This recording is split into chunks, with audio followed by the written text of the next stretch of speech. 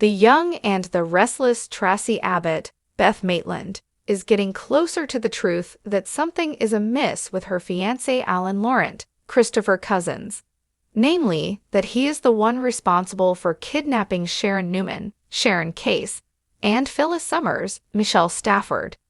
It's been a couple of decades, maybe 15 years, since Tracy had been in a relationship of a romantic nature that was not too troubled, begins Beth Maitland of her alter ego's state of mind.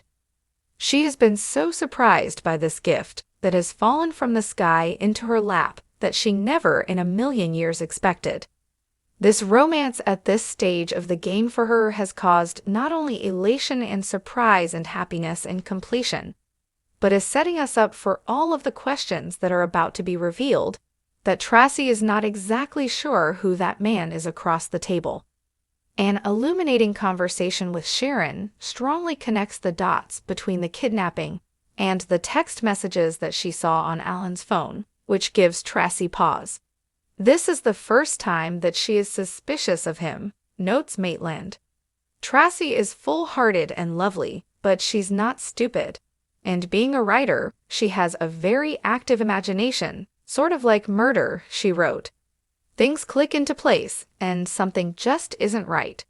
Nerve endings are starting to not lay smooth, and I think Tracy is starting to see some warning signs. Sharon starts to reveal information about her abduction that starts lining up with messages on Alan's phone. After her conversation with Sharon, Tracy's wheels are turning as she looks back on her recent interactions with Alan.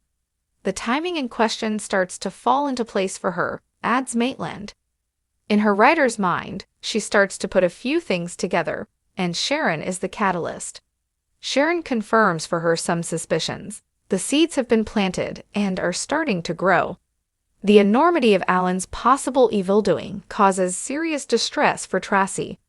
It sends her right into crisis mode, because not only is this late in life absolute surprise of happiness being completely yanked out from under her, it also indicates that there are threats that she feels responsible for, to both Sharon and Phyllis, and to her sister Ashley Abbott Eileen Davidson, points out Maitland. She feels responsible for putting people in harm's way because she didn't figure this out sooner or see through him. So there are lots of layers for Tracy, in that all of this causes her to want to help to put a stop to this and find out what the truth is. Unsure of her next move, Tracy turns to her brother Jack Abbott, Peter Bergman, for counsel. She's in full panic and Tracy needs his feedback, explains Maitland. She needs to run all of this by him and have him be her voice of reason for a change, and tell her if he feels she's off base or overreacting. It's a series of very emotional, very desperate scenes, laying it all out, putting all the facts on the table, and trying to actually sort through this and get to the bottom of things. The actress admits she was waiting for the other shoe to drop in Tracy's burgeoning romance. I was absolutely not surprised, muses Maitland of the Alan twist. I mean, you can't be happy on daytime very long, or if you are, you're relegated to go upstairs to wash your hair and never come back. The good news is that we start from the perspective that Tracy already has a life she loves. She has people that matter to her, she has purpose, and she has a career that she also loves. She's everybody's go-to for a sounding board and a moral compass, so Tracy already has a complete happy life. However, Maitland is aware that not everyone will be as thrilled to see Tracy's happily ever after upended.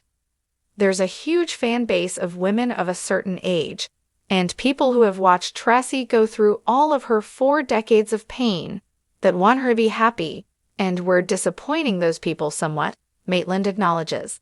But if Tracy was happy, she would be even more boring than just being everyone's shoulder to lean on, so I feel like there has to be something to tear it up a little bit.